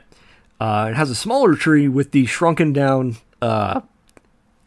like, space shuttle on it. And, of course, there's a smoke machine going on, so there's way too much smoke all over the ground. I have no idea why there is a random tree with mushrooms on it, and I don't know why there's another tree with flowers on it. I don't know why this dimension changes color, because in the shot that I'm showing you, it's purple, but literally 30 seconds or like 10 seconds earlier, it was yellow. So I don't know what's going on in this place. So, there is a bunch of slow motion, and they realize that the shuttle is there. There is an immediate cutaway to the children, who are apparently asleep, which is, thank God, no more screaming. But then, our skeleton friend jumps out of somewhere, like a panther. He just, like, jumps into frame. He's not even attacking them. He's like 10 feet away from some of the Rangers, but all of the Rangers go, whoa, as the skeleton jumps out at them. Again, this is like a Spirit Halloween. I don't know where he was hiding. I assume the intention was that he jumped out of the smoke on the ground, but he's, like, higher in the air than any of them are tall. So, I don't know what the point is, but all of them are like, oh god, a skeleton! I am now forced for work because this skeleton keeps popping out new things about him. Okay, first of all, he has his own minions, which are dudes in, like, skeleton costumes. And when I don't mean, like, skeleton costumes as in, like, they look like bones, I mean they're in, like, black suits with, like, white skeletons painted on them. Again, it looks like a Spirit Halloween. Second, he has a lightsaber, which you can see in the image of, like, this, his sword is now green and glows. It looks like a toy lightsaber. It's something. He's still cackling again. He's not said any words. He just cackles like the witch from a Spirit Halloween. This whole episode is a bit like if the Rangers had to fight a sentient Spirit Halloween. That's what this episode feels like. I'm not what the minions look like, just because I feel like my description didn't fit, like, enough. Like, I wasn't kidding when they're in black suits and have, like, skeletons painted on them, and they're wearing, like, really generic skeleton helmets. Like, it's a little silly. I mean, I know it's supposed to be silly, because I think it is, considering everything else in this episode is so bizarrely, like, contrasted tone-wise. But yeah, like, the minions, he's got his own minions. They're not like putties. They're, like, dudes who I think are meant to be skeletons, but they're just dudes in black suits with, like, skeletons painted on one side of their body. And I do mean that. So, like, in this image, you're seeing the front of them, and you can see, like, his pelvis and his rib cage, which has way too many ribs, and no neck, apparently. You can see on his arms that he has, like, the femur, or not the femur, I don't know what the name of the bicep. The bicep's the muscle. I don't know what you call the bone that goes from your shoulder blade to your elbow. But you can see that it's painted on there, but it's not painted on the reverse side, it's only on the front. So these guys are only skeletons on the front. Their back is completely black. Like, there's no, like, like bones or anything painted on the reverse side. So apparently they either ran out of time or were really lazy. I don't know which. As if this wasn't bizarre enough, cut to moving, like a green pumpkin that's moving, and the top comes off, and one of our comic relief villains, whatever the dude who is in Power Rangers named Squat is called, whatever that guy's name is, he pops out of the pumpkin. I don't know why he's there.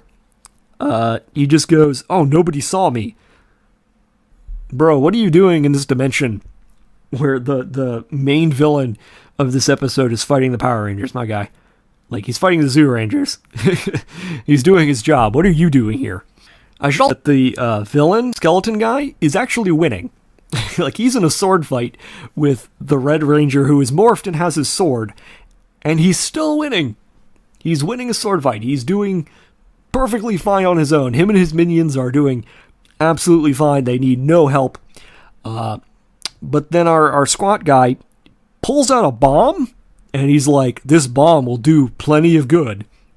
Again, they don't need him. He doesn't need to be here. The villain is doing perfectly fine on his own. It's not like he was getting his butt kicked and needed any kind of support. The villain is winning. The villain is defeating our heroes, and once again making our heroes look incredibly inept. But yeah, Squat Guy is like, "Oh, I got a bomb, and the bomb's going to do some good."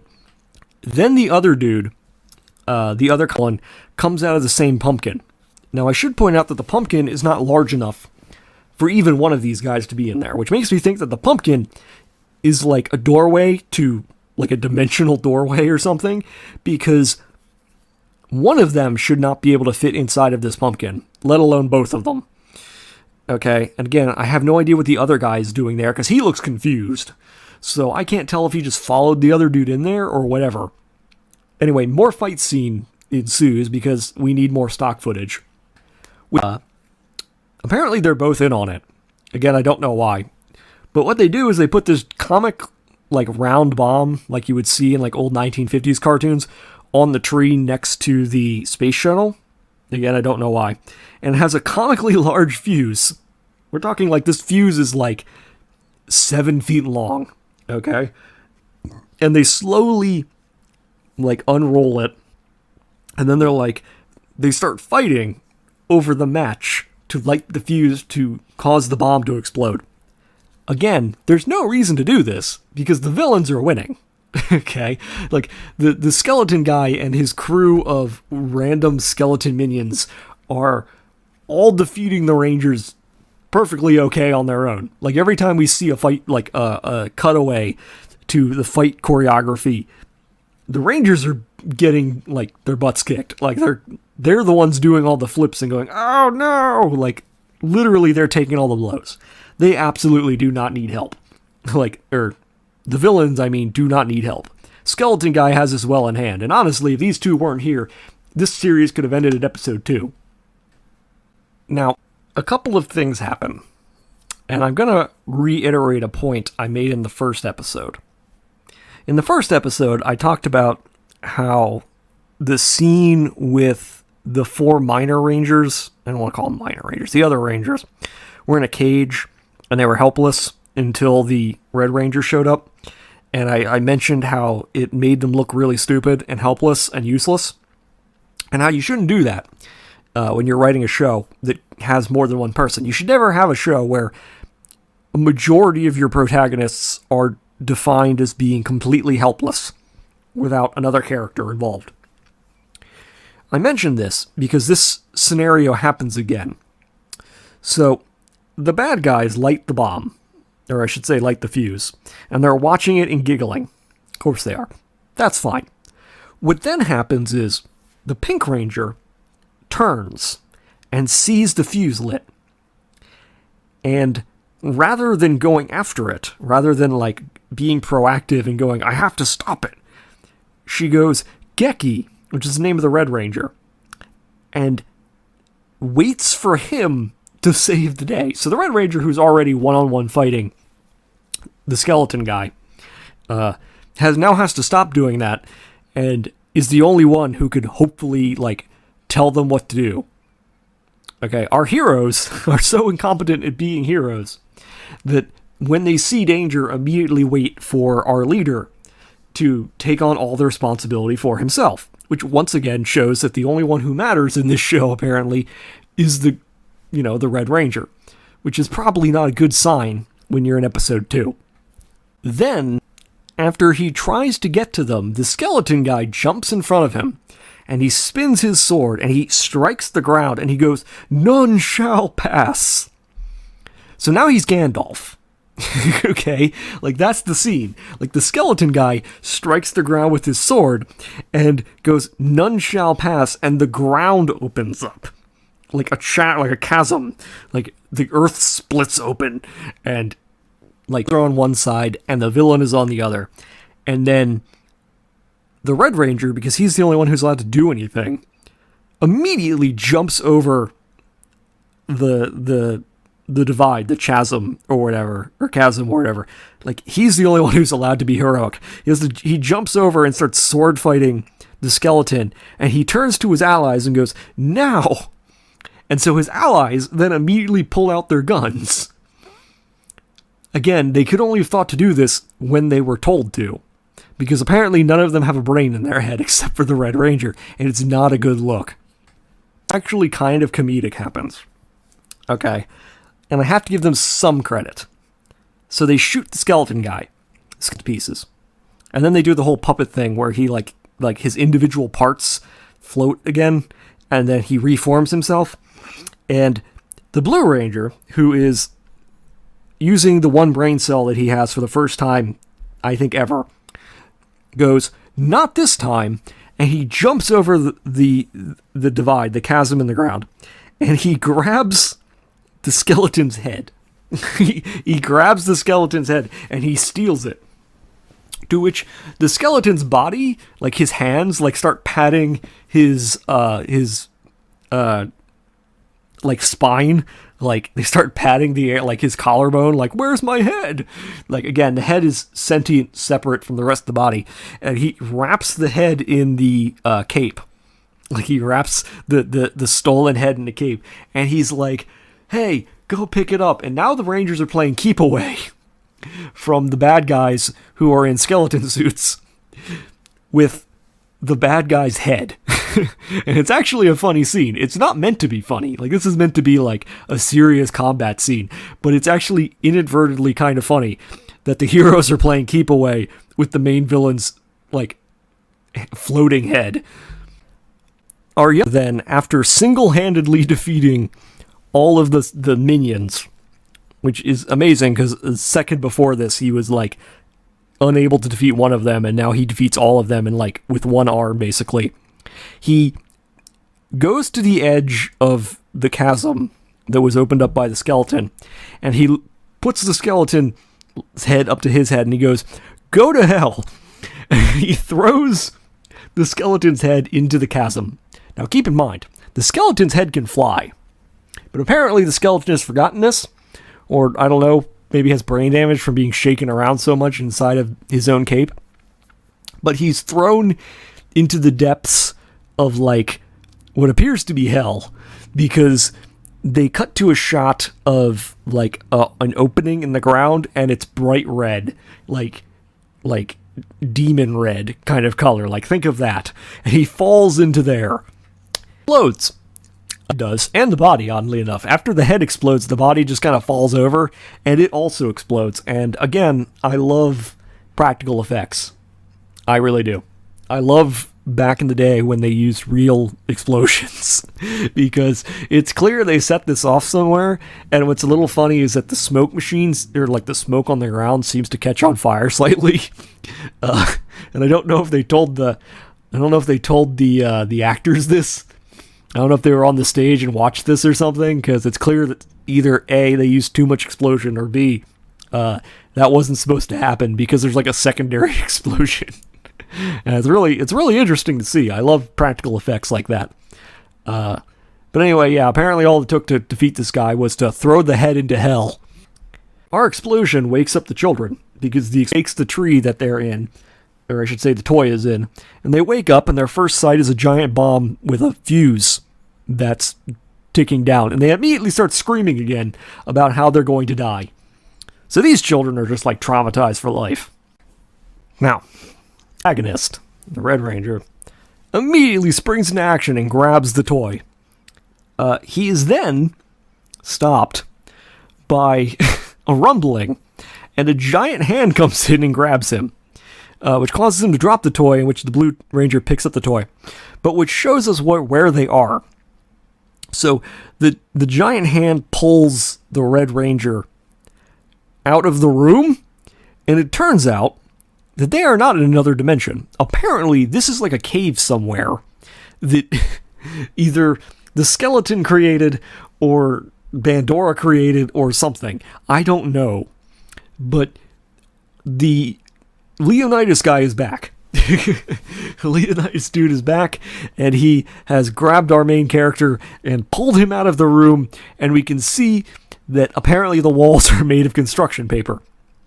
I don't know why. This is just like one of those scenes where I'm like, what on earth is going on? But yeah, so Leonidas, who has not been in the show for the last 14 minutes, and who disappeared at the end of last episode, is now back. And he has just absconded with the Red Ranger and proven that they are not in another dimension. They are apparently like in a mountain somewhere. Or apparently this was like the side of a mountain or something. It's really unclear. But what this means is that they must have set this up. They must have like built this. Like they must have prepared this in advance. Like they must have like dug out the side of a mountain and created this lair for the skeleton to capture them in. Which would fit with Bandora's kind of like weird nonsensical plans. But again, does this mean that she just had the giant Leonidas monster on standby? We also never saw him get by like the monster maker. So that makes me wonder, did like he make this?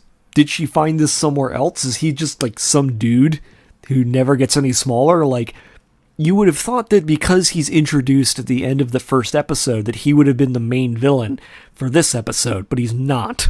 The skeleton is, and then the skeleton is defeated, and as soon as the skeleton is defeated, this guy shows up again. It's really confusing. It's really confusing. But I wanted to show this picture of the nice construction paper being torn as he punches through the wall, which is very funny. It doesn't happen very quickly. The first thing is that the bomb that they've all kind of forgotten about goes off. And the explosion is not very impressive. In fact, the explosion is smaller than the explosion of the monster exploding. The tiny explosion is capable of throwing them out of the room into the quarry. And you know what that means. You know what it means if we're in a quarry. Anyone who's at all familiar with Sentai of any kind knows what being in a quarry means. It means one of two things. It either means fight with the monster, where there's going to be lots of explosions, but we've already done that. Or it means Zord fight, because, man, do they love their quarries. It's a nice, cheap place to shoot. And obviously we see the giant Leonidas guy, particularly a picture of his crotch.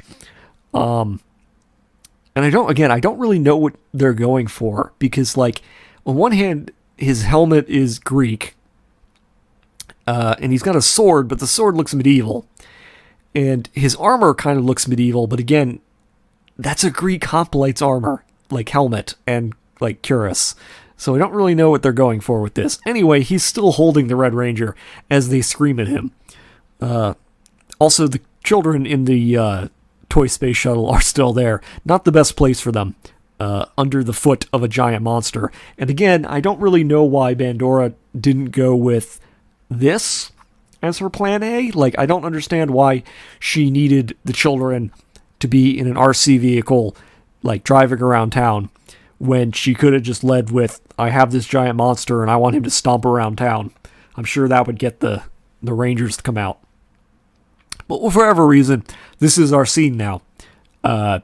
Giant monster, helpless main character, them all screaming for him. What do you think is going to happen?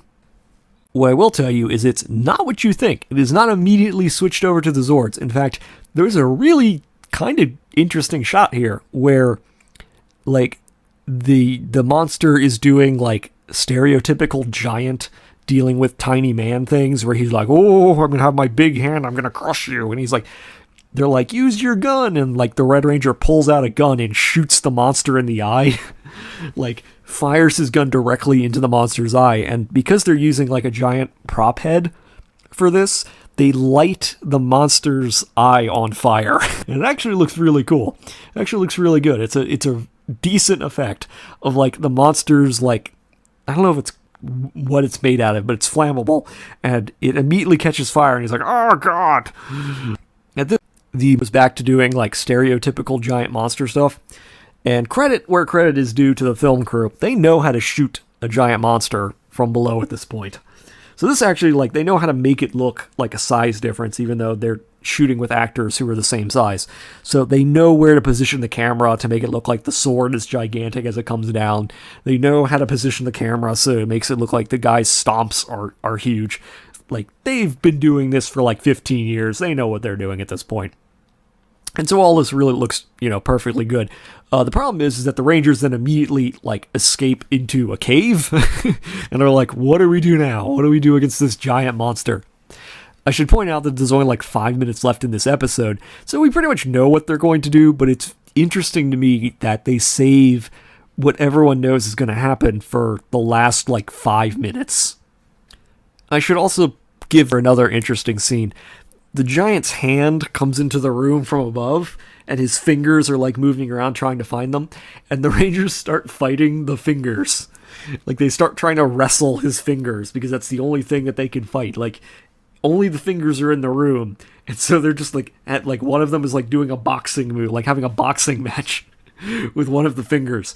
And it's genuinely an interesting idea. It's genuinely pretty interesting.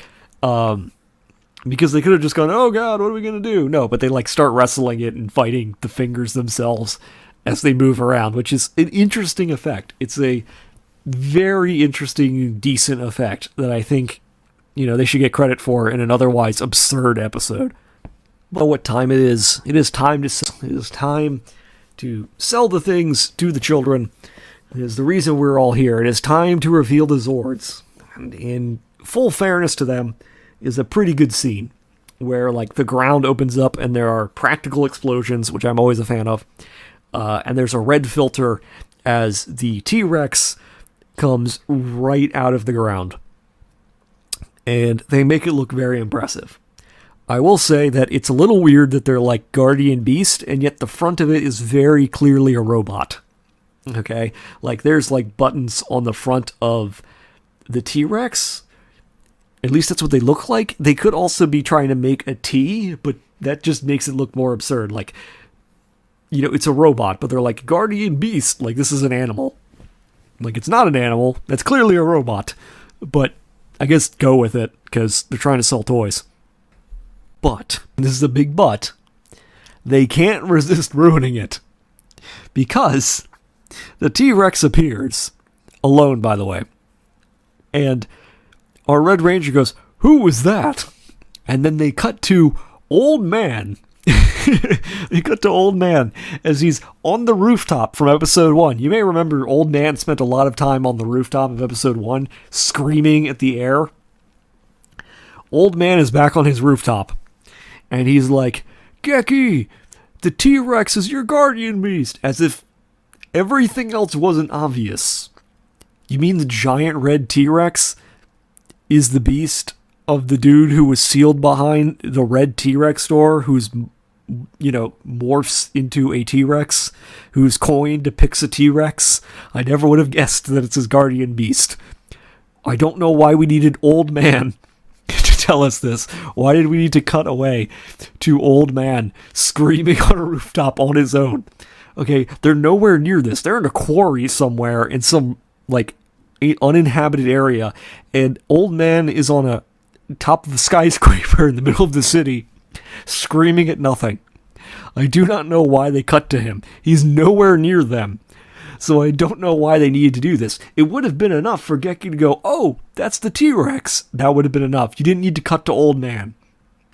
But having been given them a little flack for randomly cutting to Old Man, they then do something which is very unique to this series, but which is completely absent in Power Rangers for the series that is based on this Sentai. Which is, In Power Rangers, there's almost never a case where the individual Zords fight. Okay? In Power Rangers, it's almost always call Zords, immediately transform to the Megazord, immediately fight the bad guy.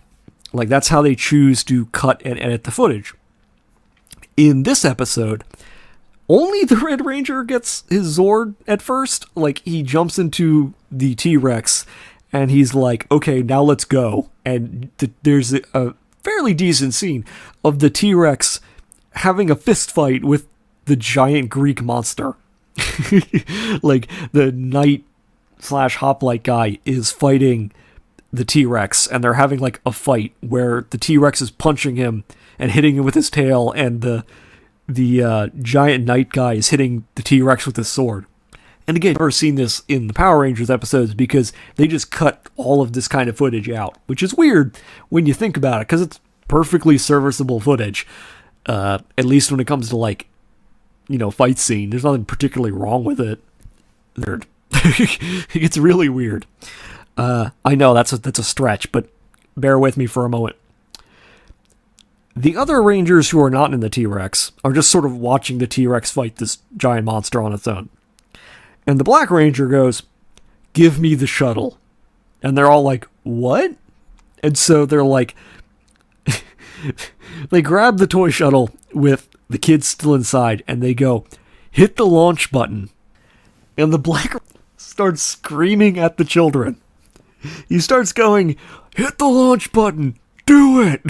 Do it now!" He's like yelling at the children, who again are very tiny compared to him, and have spent most of the last 48 hours as prisoners of monsters and almost dying 6 times.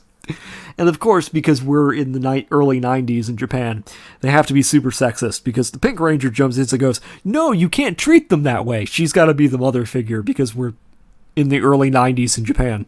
And so the only female ranger has to know how to talk to children." Of course. She doesn't seem less insane, because she's like, "Okay, here's the plan. You're going to press the launch button, and then you're going to leave the shuttle."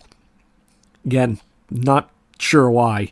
But yeah, she's like, "We're the Zyurangers, so just hit the launch keys, because you two children know how to launch a space shuttle, I guess?" I don't know.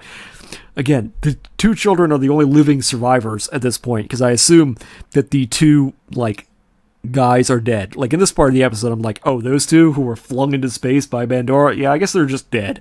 Because the children need to know, apparently, how to launch a space shuttle. And then they're supposed to leave the space shuttle. Because the reason is stupid, but I'm sure you can already, foresee where this is going. I will as soon as they exit the shuttle, as soon as they open the door and jump out, they return to normal size. So apparently they could have just left the shuttle at any time. They didn't have to stay in the shuttle. They could have been, back to normal size this whole time, and they just didn't. I mean, fair point to them, they didn't know that.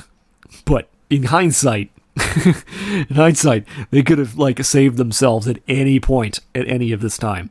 So, yeah, anyway, the Rangers have now started the shuttle. I have to complain, because he goes, "Aim the shuttle at the Titan's head."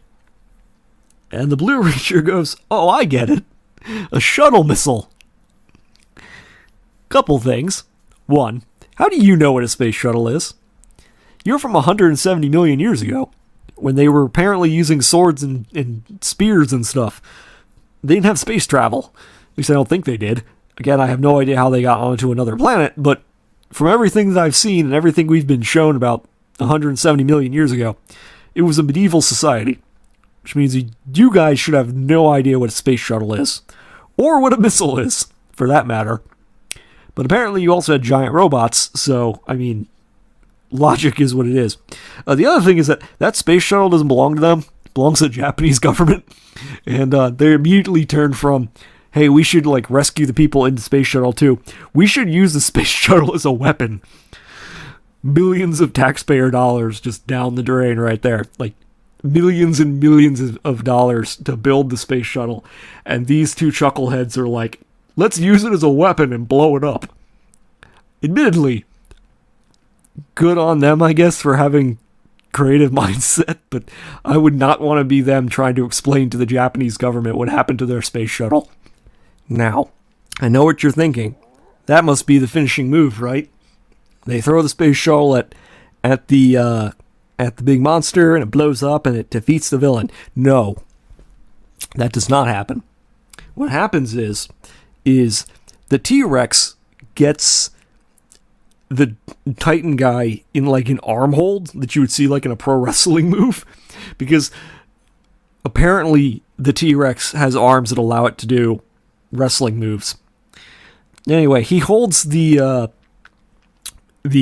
monster, and they shoot the space shuttle at the monster's head, and it hits him in the face, and he's like, oh god, and then the T-Rex jumps and does a drop kick. like that's the only way to describe it. He like jumps and does like one of those kangaroo drop kicks, like, you know, that they always show in like cartoons of kangaroos where they jump and then they push their legs out. Yeah, the T-Rex does that, and the like giant Greek monster thing like flies end over end and crashes in the quarry. He then gets back up. So, millions of taxpayer dollars lost. Doesn't even defeat the monster. The most confusing thing I've ever seen happens. The T-Rex, like, rears back like it's about to breathe fire. And it fires a beam of energy at the ground. Okay? And then it causes this, like, burrowing effect. Like, you know, the comic burrow, like... In cartoons, you have a burrowing effect where, like, something's underground. There's this little, like, lump, and it moves with whatever the creature is as it burrows underground. One of those happens, and it moves towards the villain. And then when it gets to the villain, like, a tornado happens, and the villain just, like, turns to sand and disappears. Like, I don't know why that happened. Like, the T-Rex fires into the ground. There's a burrowing effect as it moves towards the giant monster. When it gets to the giant monster, there's like a tornado effect, and then it just like fades. It just like turns tan, like it's turning into sand, and then just disappears. I don't have any better way of explaining this. Like, I don't have any other way to explain this. I am utterly confused how this defeats the villain, but it does. Personally, I think it just would have been better if the T-Rex just, I don't know, breathed fire or something, or had like a mouth beam and just like, you know, blew up, you know, the enemy. That would have been me, but they went with the most confusing option possible, which seems to be like a running theme with this show, where if you have a bunch of options, just pick the most confusing option that you possibly can. But anyway, Big Monster is defeated. Named also, surprisingly, Episode 1, No Megazord, only the T-Rex. Pretty interesting on their part, because this whole show is designed to sell toys. It's very interesting that they introduce like the T-Rex alone. And again, pretty much shows that the only character of note that's worth noticing is the Red Ranger. We then cut to the most bizarre shoehorned in message I've ever seen. Because they go, "Are you okay, Geki?" Again, this is the dude in the giant robot who just defeated a giant monster. He's probably fine. But no, they're like, "Are you okay?" And he gets out of the monster and stands on top of it, and he goes, "Yeah, we did it." Again, we is doing a lot of work there. He did it. But they're like, "We did it." And then it cuts to them on the ground, the ones without the Zords. And they're like, "No one can beat us when we work together." First of all, you weren't working together. Second of all, I don't know who is we or us in this situation, because all you guys did was blow up millions of dollars worth of Japanese taxpayers' dollars. And it didn't even beat the monster. He absolutely did not need your help. He could have easily one-shotted it. In fact, he was, like, defeating it before you intervened. So I'm not sure why you guys get to claim even partial credit to this one. We then cut to Dora's palace, where she's like, I can't stand it. She's all mad. And she kicks this inflatable globe. Like, they have this globe where it's like a blow-up ball thing, and it's of the world, like a map of the world. So it's a globe. You know, it's a blow-up ball globe. Except it's like the size of a medicine ball. And she just kicks it into the other guys. And the dudes in the comedic suits, like the comedic henchman suits, were clearly not prepared for this because they react. They're like, oh God, what's happening? Because they clearly were not prepared for her to kick that. I don't know if, like, she just, like, ad-libbed that or what. Like, I don't know if they did this take like 4 times and it wasn't working, and so finally she just kicked it in the scene. But they very clearly react like they were not expecting, because one of the dudes reacts and he's nowhere close to it. So he has no idea like what's around him because he can't really see out of the suit. It's honestly kind of funny. Again, the things that are funny in this show are not the things that they expected to be funny. Anyway, cheesy narrator starts talking. Cut to the ending credits scene, which is wildly out of place for the rest of the show. This episode is bizarre. This show is bizarre. I don't know what on earth they're thinking. I don't know what's going on. I guess I kind of expected... Okay. Full disclosure. I have watched this entire season before, and apparently I blacked out more of it than I remember. Because I watched the entire season, I remember hating it. And I apparently blocked out most of the stuff in this. I totally forgot. Like, I remember that there was a toy in this, and I remember that they fired the toy at the monster, but I totally forgot that they fought in another dimension, or that there was a skeleton on a merry-go-round, or that, like, they told the skeleton to go to hell and threw his head into an abyss. And I totally forgot that, like, they drop-kicked, like, you know, the fucking T-Rex does a drop kick. Also, those 2 dudes who were also in the space shuttle with the kids, never mentioned again. those 2 guys who opened Pandora's you know, like, trash can and released her, never mentioned again. Those 2 are dead. Like, you would think that this is a kid's show and that they would, like, you know, make sure that they were fine or something, or that somebody rescued them. No. Never heard from again. Those kids are traumatized, man. Those kids are probably, like, in therapy forever. Hey, remember when you went to space and you unleashed, like, people from the past, and those 2 chaperones that were with you that you respected a whole lot got flung into space and died horrible deaths? Remember that? God, this show is weird. This show's tonally all over the place. There's a panty shot in it that I can't show on YouTube because it would violate their terms and conditions that somehow made it to air. Like, what is this show, man? This show is so fucked up. Like, it's all over the place. I totally... the thing is, I remember this show. Like, I remember when I watched it originally, I was like, oh, episode 2 completes episode 1. And when I walked into this, like, to redo it for this episode, I was like, oh yeah, episode 2, you know, lasts for episode 1. No, episode 2 is just as baffling as episode 1. Episode 2 is all over the place, and I do not understand, like, anything that happens in this show. Nothing is explained. You don't learn anything more that you need to.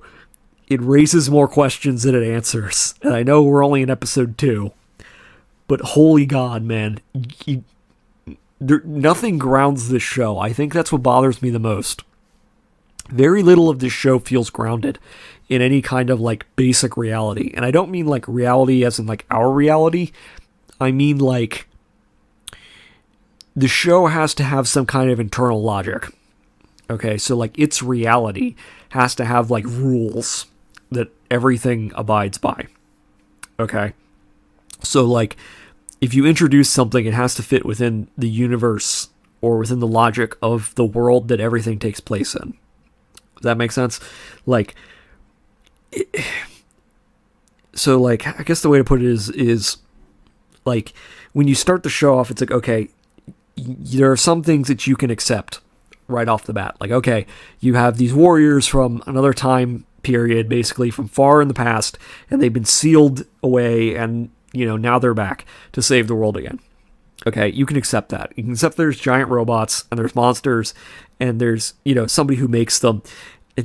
But the problem is that it keeps adding thing after thing, And it never stops. It just keeps adding stuff on top of it. Like, oh, by the way, on top of all the stuff we've already mentioned, there's a third planet which never comes back into the question. Okay? There's a crazy old man who appears randomly. You know, these people apparently do not know what manga is, but do know what a space shuttle is. Okay? Like, one of the plot points introduced early in this episode that I talked about was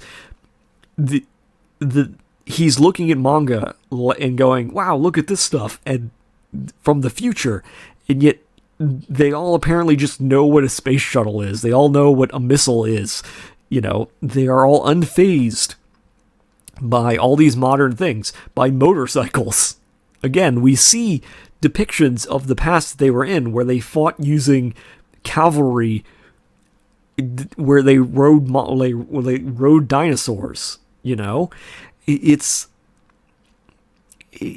And I don't know, nothing fits together, I guess is what I'm getting at. Like, the tone is all over the place. Like, I can't tell if this is meant to be comedic and lighthearted when you're splicing in shots of kids screaming in terror.